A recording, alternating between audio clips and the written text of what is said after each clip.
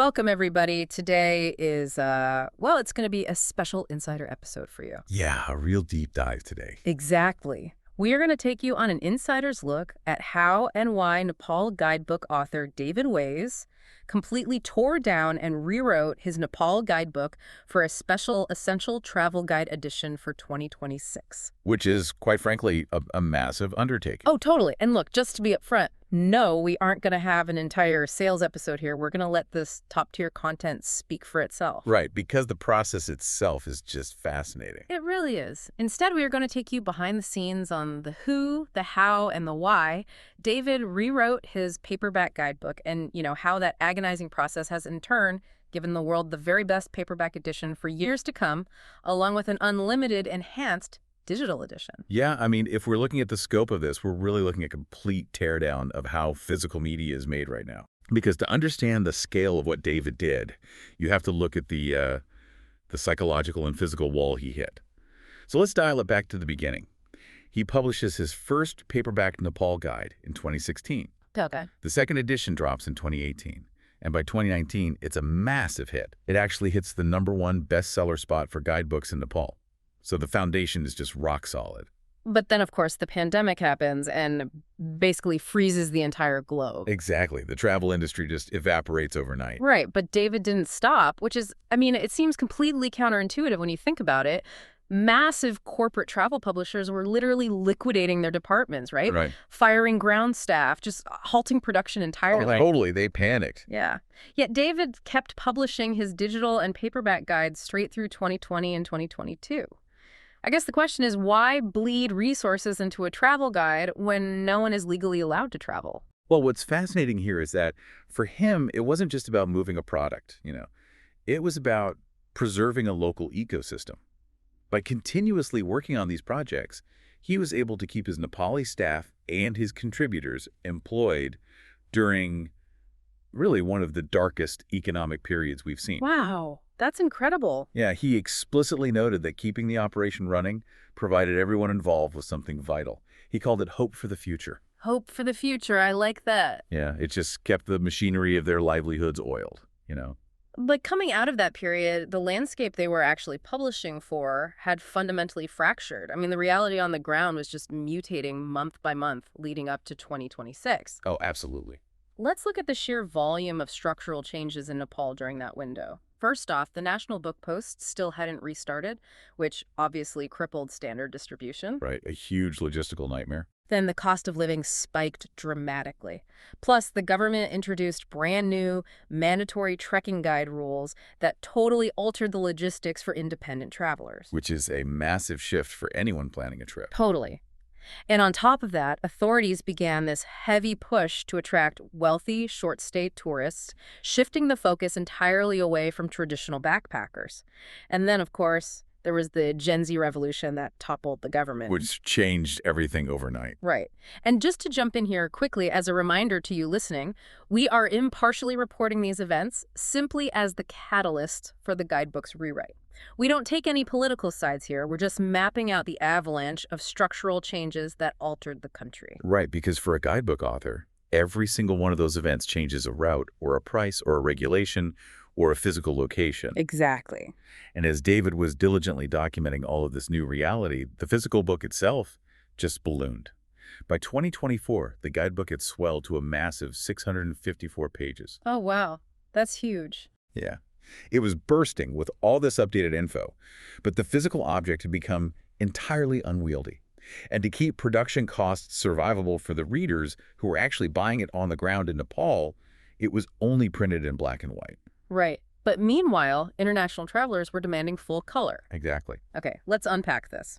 The obvious solution is just to edit down, right? Trim the margins, cut a few bloated paragraphs. It's like trying to pack a suitcase that keeps getting smaller while your clothes somehow multiply. You just take some shirts out, right? You'd think so. But that is the trap of conventional editing. He actually tried that back in the depths of 2020. He spent weeks doing this mind-numbing, laborious work, moving text blocks around, shrinking the dimensions of photographs, trying to engineer what he called a compact edition. Okay. And did it work? Well, after all that grueling work, the manuscript was still 600 pages. Wait, I don't get that. If you're actively cutting and shrinking, why wasn't it working? Because um, editing a travel guide that old is essentially just pruning the leaves of a tree when the entire root system has changed. Yeah. You can't just edit a map that is fundamentally shifted. The foundational travel routes from 2016 simply did not exist the same way in 2026. Oh, I see. So in 2022, he tries rewrite number 2. Same strategy, compress and delete. He gets a third of the way through the manuscript, runs math on the remaining chapters, and realizes the final book will still be 560 pages. He just stopped working. Wow. Yeah, the frustration was completely overwhelming. It sounds incredibly demoralizing. So what finally broke the deadlock? Like, how do you get past a structural flaw like that? Well, you step away and look at a completely different problem. In 2023, David started working on a separate project, his new Trekking in Nepal guidebook. And that specialized focus allowed him to experiment with entirely new guidebook formats. Okay. He started dragging the layout mechanics into the future. Then he applied those new design concepts to just a single section of his massive 650-page Nepal guidebook, and he had an epiphany. It didn't need a trim. It needed a complete ground-up rewrite to future-proof it. The old manuscript was essentially dead, so the new draft, initially called the Concise Edition, was born. That brings us to a really fascinating tension, I think. We're talking about a handcrafted physical book in 2026. If the ground truth in places like Kathmandu is changing so rapidly, why go through the agony of physical publishing at all? Why not just dump all this data into an app and call it a day? Well, because the internet travel space has become deeply structurally compromised, we are currently seeing a massive flood of what David refers to as ghost guides. Ghost guides. Okay, it sounds ominous, but what is the actual mechanism behind that? Like, how does a ghost guide work? We're talking about books, websites, and videos manufactured by people, or really, more accurately, algorithms that have literally never set foot in Kathmandu. Right. They've never navigated the intricate alleys of Tamil or watched the fog roll over the lakes in Pokhara. These ghost guides are essentially AI slop. They scrape the internet for existing data, churn it through a language model, and dump it onto platforms like Amazon. Wait, if they are scraping existing data, isn't the information technically correct? Not at all, because AI cannot contextualize time or physical reality in a local environment. An AI scraper might pull a bus schedule from a 2018 travel blog, completely unaware that a landslide washed away that specific road 3 years ago. Oh, wow. Or, that the local permit office moved to a different district. Their goal isn't accuracy. It's capturing hapless travelers who just don't know any better. If you rely on scraped data in the Himalayas, you aren't just inconvenienced, you could be seriously stranded. Yeah, that's dangerous. And it isn't just the AI scrapers muddying the waters either. You also have these massive, glossy corporate guidebooks. They are technically written by humans, but they feel like you're just endlessly scrolling through an Instagram feed. Exactly. They're packed with generic stock photos purchased from agencies, and the layout feels entirely driven by boardroom demographic algorithms rather than actual editorial substance. They bank on brand legacy to sell a hollow product. Yeah, and the contrast with David's reality couldn't be starker. When you look at the behind-the-scenes documentation of his 2026 rewrite, it is wonderfully visceral. He shared photos of his actual desk right before the final draft went to print. Oh, I saw those. Yeah, it's a chaotic mess of literal, crumpled Post-it notes, dull pencils, and draft pages heavily scored with margin notes. That is the actual physical reality of rewriting a 450-page book from the ground up. It requires an obsessive, grueling level of dedication to verify every single granular detail. I need to challenge you on something here, though. David's core philosophy is telling it like it is, right? If you're reading the Essential Travel Guide, he will literally write at the very start of a section whether a place is worth skipping or not. Yes. But isn't telling people not to go to places a terrible business strategy? Like, if I'm writing a corporate guidebook, my entire goal is to sell the dream. If you tell people the destination is a letdown, don't they just put the book back on the shelf? That is the fundamental difference between selling a destination and guiding a traveler. Corporate books gloss over the bad parts to keep the vibe positive because their customer is the armchair dreamer. Right. David's customer is the independent traveler standing in the middle of Tamil trying to figure out their afternoon. Right. If a temple is currently swarming with tour buses and obscured by scaffolding, he tells you to skip it. That's so helpful. Yeah, he even provides a link to where you can skip ahead to if you are short on time.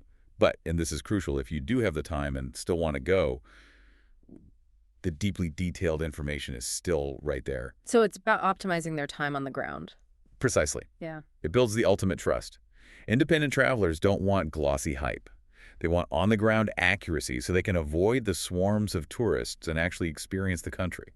That level of hyper-local truth-telling is great in theory, but it creates a massive design problem. Yeah. How do you fit that granular block-by-block detail into a physical pocket guide without turning it into a 10-pound dictionary? Like, how do you beat the internet at its own game while remaining a physical object? Well, if we connect this to the bigger picture, a physical book in 2026 has to do things a phone simply cannot do, while simultaneously integrating with modern technology in a way that feels completely seamless. Yeah, let's look at the actual innovations he engineered to solve this. First, the photography. He took all the photographs himself, 0 stock images. But instead of dedicating half a page to a single photo, he made the photos transparent and placed them subtly behind the text. It's a brilliant spatial solution. Wait, you're losing me here. Transparent photos placed directly behind the text, that sounds like a readability disaster, like a formatting nightmare. I'm picturing a busy street scene in Kathmandu competing with 12-point font. I know, it sounds chaotic until you actually see the execution. It's all about typography contrast and precisely tuning the opacity levels.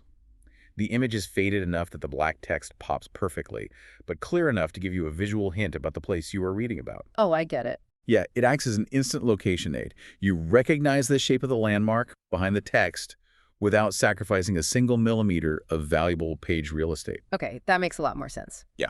Then he introduced the heads-up display. At the start of every single chapter, there is a dedicated layout that functions like a dashboard. It gives you the vital information at a glance before you read the first paragraph. Right.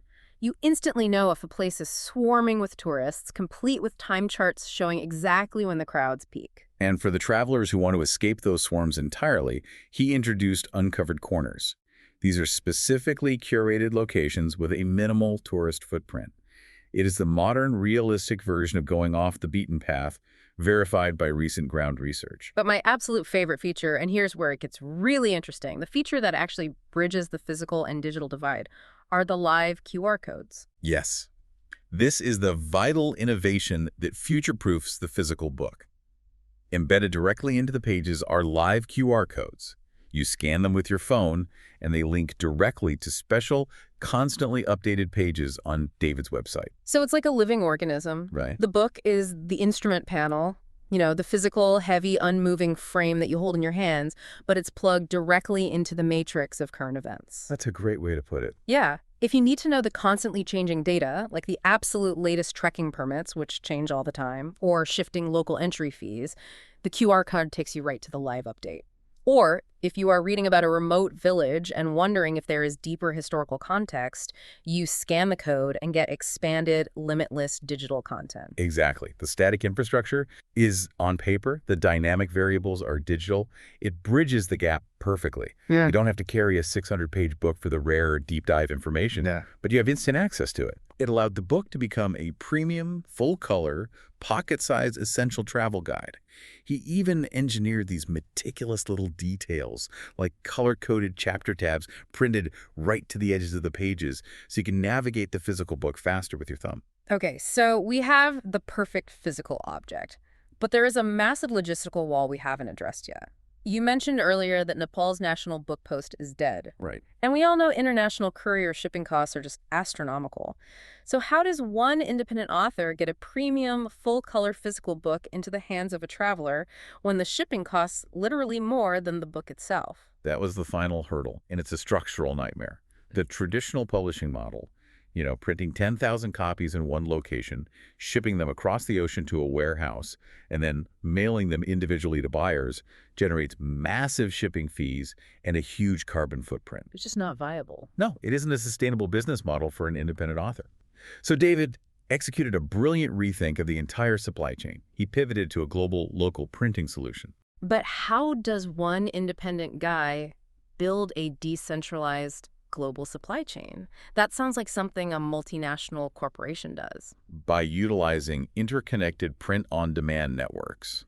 Rather than printing in one single location, he partnered with a network of regional printers around the globe. Oh, wow. Yeah. So if you are listening to this right now and you order the book in the United States, Your specific copy is printed at a facility in the United States and shipped domestically. That's so smart. If you order it in Australia, it is printed and shipped entirely within Australia. No international customs, no exorbitant courier fees, and no waiting weeks for a boat delivery. And the exact same infrastructure applies to the UK, France, and elsewhere. But when you decentralize printing like that, don't you lose quality control? Like, are these just random commercial printers? Absolutely not. And this is where the environmental impact of the project becomes truly significant. Every single printer in this global network is B Corp certified. Okay, break down what B Corp actually means in this context, because people throw that term around a lot. Sure. In the printing industry, B Corp certification requires rigorously verified sustainable practices. We are talking about non-toxic inks, ethically sourced paper, and operating with near-zero waste protocols. They don't overprint. They only create the exact number of books ordered. Which perfectly complements his work on the ground. Exactly. When you combine this near-zero waste, localized printing model with David's ongoing tree planting project in Nepal, the physical guidebook becomes completely carbon positive. That's amazing. It's a stunning logistical achievement. It supports his local Nepali contributors, it creates local printing jobs in your home country, and it actively protects the planet. It proves you can have environmentally responsible publishing without sacrificing an ounce of premium print quality. So, as we wrap up this deep dive, you really have two distinct paths laid out before you, depending on your needs. If you are sitting at home planning a massive expedition and you want a deep, endlessly expandable research tool, David's 600-plus page digital Nepal guidebook is your go-to. Right. It has been entirely decoupled from the print version, allowing for unlimited digital updates and massive scope. But if you are actively packing your bags and you want a reliable, field-tested, perfectly sized companion to slip into your cargo pocket while you ride a bus through the mountains or sip tea in Tamil, then Nepal, the Essential Travel Guide 2026 is the ultimate choice. It is quite simply the best paperback travel guide for independent travelers. And, this raises an important question, something for all of us to really consider as the landscape of how we explore the world shifts. In a world increasingly flooded by AI-generated illusions, ghostwriters who have never felt the dust of a real road, and algorithmic travel feeds designed to sell you an aesthetic image, maybe the ultimate luxury isn't a five-star resort. Maybe the ultimate luxury is simply having a trustworthy human guide who isn't afraid to tell you the truth. A fantastic point to end on. Remember, you can find all of this and more by visiting David Way's The Longest Way Home Nepal travel website. We want to be clear, David's Nepal guidebooks are the most updated guidebooks in the world today. And great news for everyone planning a trip. All David's digital guidebooks, including his Nepal and Trekking in Nepal guidebooks, have been updated this month. Links in the show notes.